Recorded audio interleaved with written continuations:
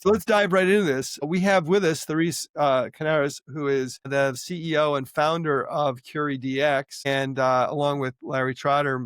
And today we're going to talk about physician-led startups. And Therese, tell us a little bit about Curie DX real quick.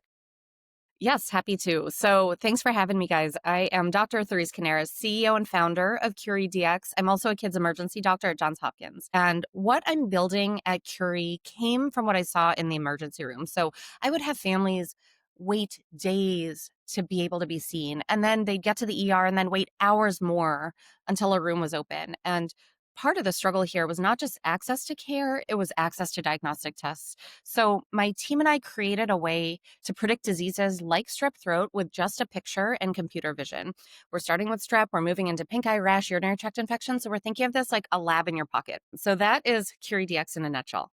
That to me, I'm working with Therese a little bit on some sales stuff, and one of the things that's really compelling about this is it's not a point solution, and it's going to have a series of applications and diagnostic abilities that are going to that I think will give it traction inside the primary care facilities. And But go ahead, Larry. I was going to say, and I'm glad it helps alleviate that problem for not being able to see a physician for months, down the line, because I've experienced that a lot recently. I don't go to the hospital often, but it's almost ridiculous. I get why it's going on, but it's kind of ridiculous. Yes. Yeah, totally. It's not even easy to get into primary care sometimes, like just for like a regular checkup. That's what I mean. Yeah, exactly. Exactly. Yeah. So this ultimately is going to be almost like a diagnosis in the home. You'll be able to do these things in the home and then communicate with the physician. Yes. And then may not, and so telemedicine is going to be, it dovetails really into telemedicine. So with that in mind, though, you would think, oh, this is just a slam dunk. It's got to be so easy to sell, and yet it's not. And you want to kind of elaborate on that, Therese? Yeah. Yeah, absolutely. Well, sales, I am being a relatively early stage startup. I am also head of sales. And what I am learning through the sales process is, first of all, sales is really fun to learn. It feels like a little bit like a game, because there are some rules. There's a playbook to follow, and so it's my first foray into sales. So Brendan, you spent a career here. Correct me if I'm wrong, but it seems like if you learn the playbook and practice the skills, you can be great at it.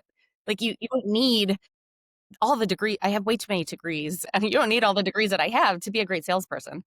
Yeah, that's right. And it's understanding some basic fundamental things and having the right mindset. And yeah, that's all true. And the important thing, and you're kind of an embodiment of this, and that is if you're a founder and you're starting out, you really should be you should be doing sales in the beginning for a number of reasons.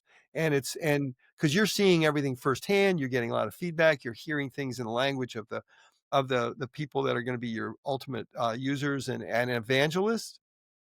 It's Yeah, also so one of go ahead.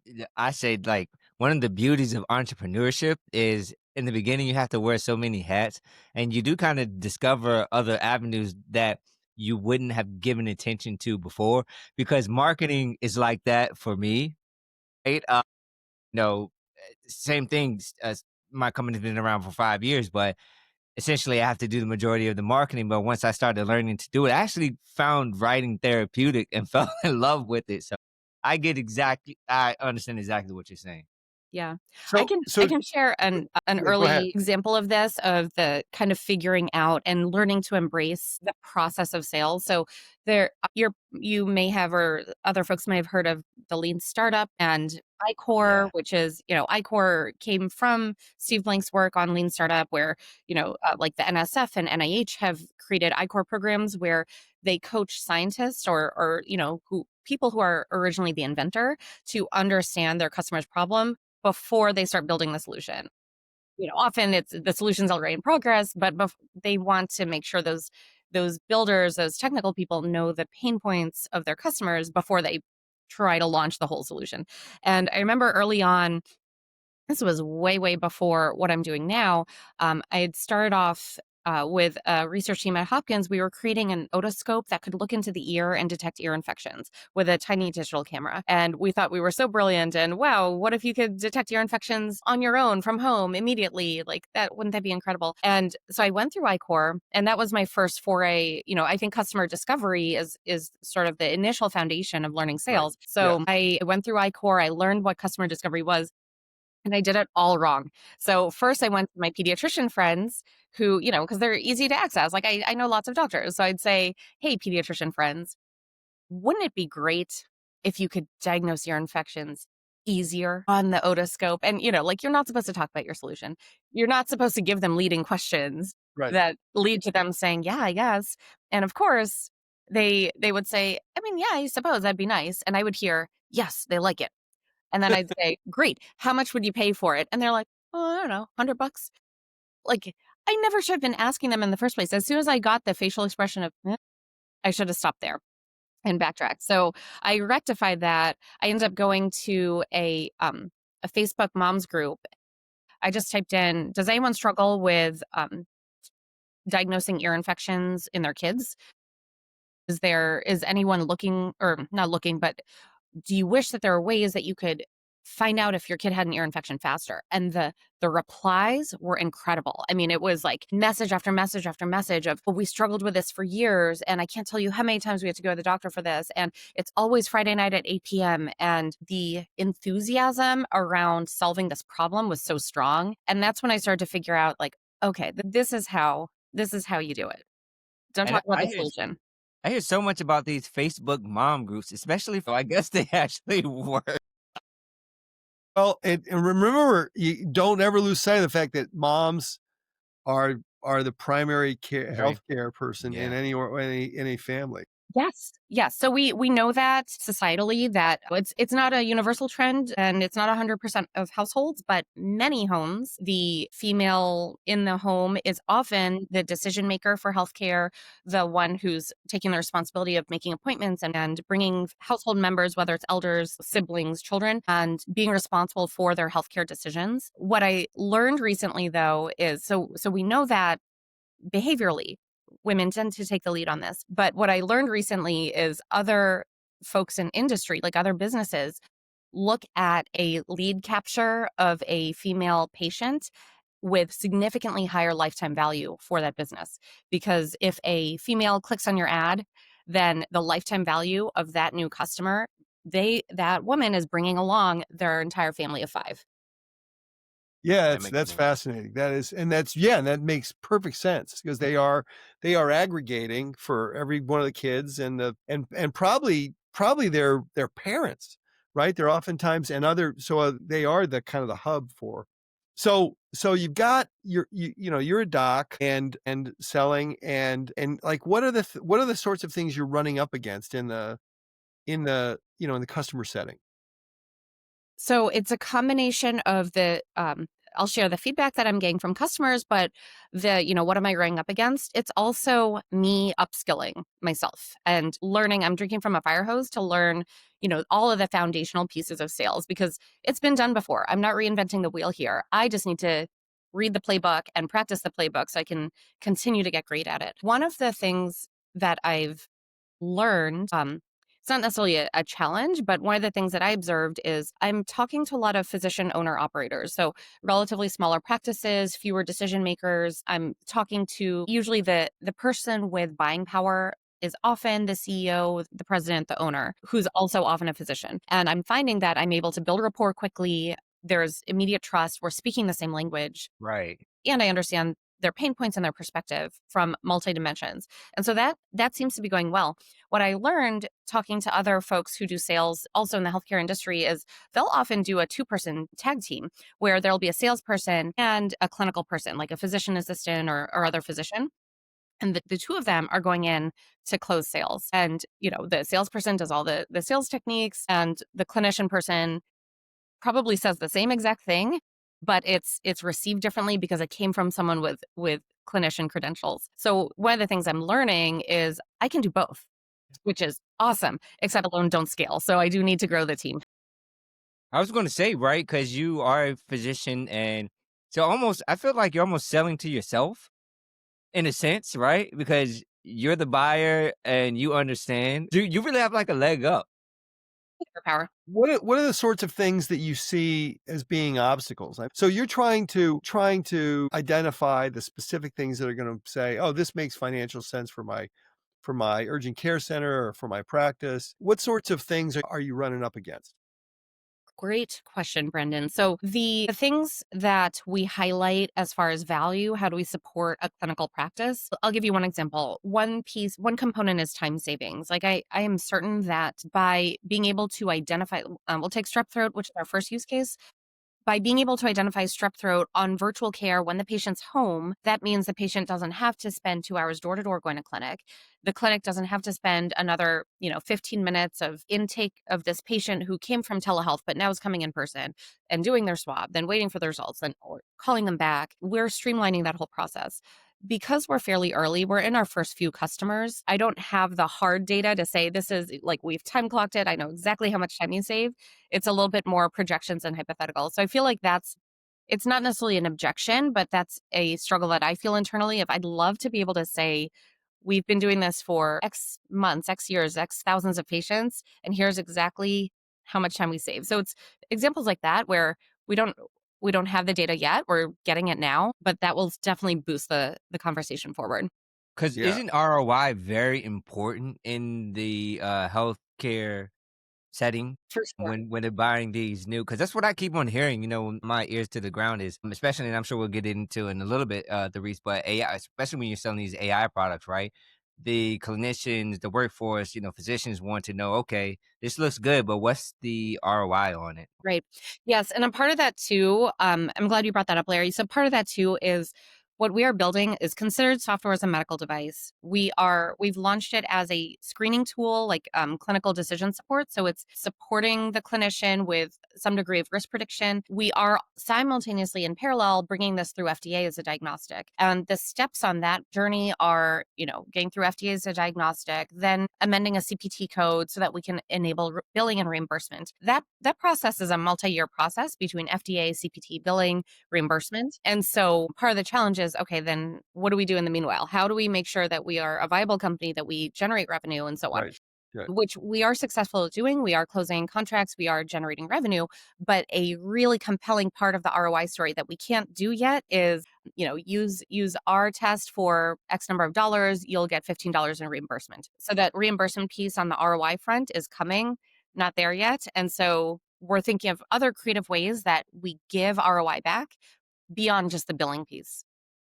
But here's the cool one that really kind of out of the box kind of thinking that I think applies to Curie DX, but also applies, others that have a health tech solution, especially in a consumer facing world where the somehow or another the consumer, the patient is involved is it actually drives SEO traffic Mhm. and new customers, because if you think about it, the convenience of this for, the patient, you're a mom with a kid that's sick and might have strep throat, and you wanna figure out whether or not I need to drag the kid in.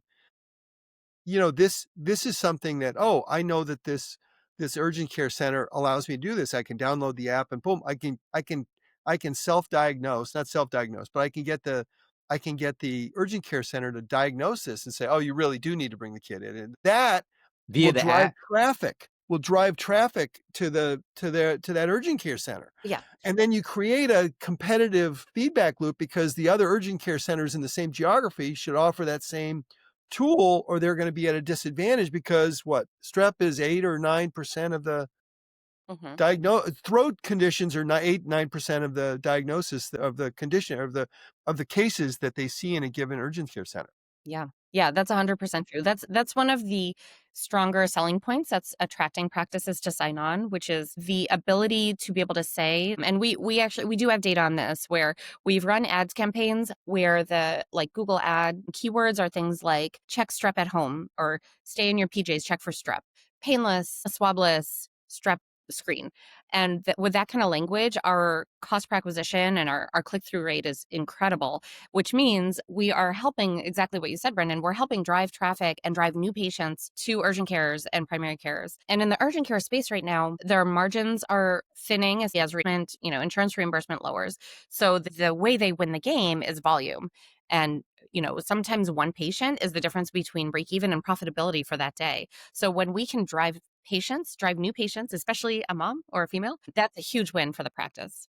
And one quick clarification, when someone is checking at home, they're using the app. Is the urgent care responding via the app so they don't have to go into the actual Oh, urgent care? great question, Larry. Yes, the urgent care. So our practices who partner with us, our customers, are urgent cares and primary cares.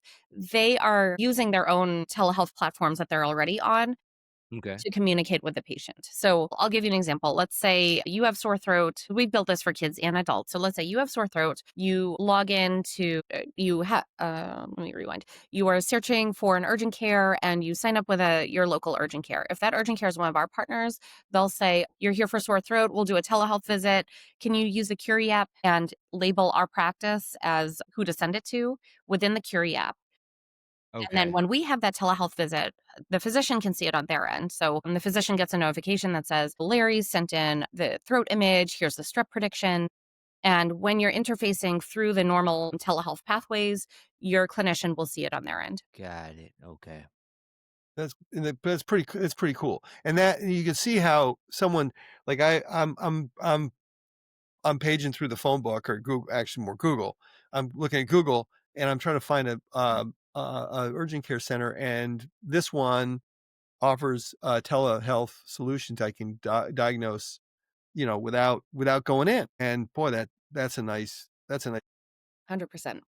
So where's the security component in all this? I mean, let's weave Larry in because like how do you folks deal with the security element? Well, there's a number of layers here. I mean, the standard is maintaining HIPAA compliant protocols, and what that looks like for an organization like ours. Like for example, we're dealing with throat images. So we have developed models internally that, one of the first things it does is it's going to cut extraneous parts of the image out of the view, anything that could be a potential identifier. And so we're stripping out anything that could be a direct identifier and or is irrelevant to the machine learning model doing its analysis. So there's layers of techniques that we have to ensure that identity remains private and is not shared even within the team. So when it comes to the FDA approval process, in 2024, they finally made requirements for medical devices from a cybersecurity context. And one of the reasons I'm sure they did this is because we all went through the IoT craze where these devices were deployed in health system settings, but they didn't have any native security features, and it created a whole another bag of issues, right? So now they have the cybersecurity requirements in the FDA. How are you guys navigating that? Are you offering consultation services, Larry? We got there already. You know what? Yeah, for a limited time on December 3rd, I'll be yeah, go ahead. But sure, I'd be happy to talk. But I just I know you're kind of going through that process now, and I've heard it can be daunting and challenging. So So far the biggest thing for us has been completing all of the elements to ensure that we maintain HIPAA compliance. There's certainly other deeper cybersecurity pieces that are probably more in my CTO's wheelhouse, okay. but it hasn't come up as a challenge as much as okay, let's figure out how to make this work. And I know you said it hasn't come up as a challenge. This like really leads to my next question. How concerned are your customers about it? Is that part of the conversation when you're selling as far as, how are you securing this device or your application and the privacy concerns? And especially because your app uses AI, right?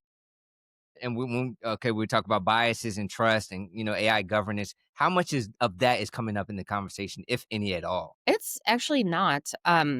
As far as some folks ask, how is the data used? And of course, we have terms and conditions and a privacy policy that every user has the ability to read through and must sign off on. Um, but for example, a lot of folks think that when they think of AI, they think of the ChatGPTs and the Claudes and the Groks and the large language models using public foundational models for our data. Our data is remains stored in-house on we're on AWS, so we Hmm. follow a lot of the AWS security protocols as well. But our data and our patient data is not sent outside of our own internal systems. I know, Therese, I know you have to go, but before you go, how does like if you're an urgent care center or you're a doc that's in this space, how do they reach out to you? LinkedIn or what would Oh, you like thank to? you. Thank you so much. Sure. Yes, LinkedIn is great. You can email me tcanares at CurieDx.com. So TCANARES at CURIEDX.com, or they can message you and you can tell me. Yeah, very good. All right, Dr. Canaris, it was great having you, Yeah, thank you. and we'll good luck with this. It was such a joy. Thanks for having me. I'll see you guys soon. You bet. Bye. Good luck.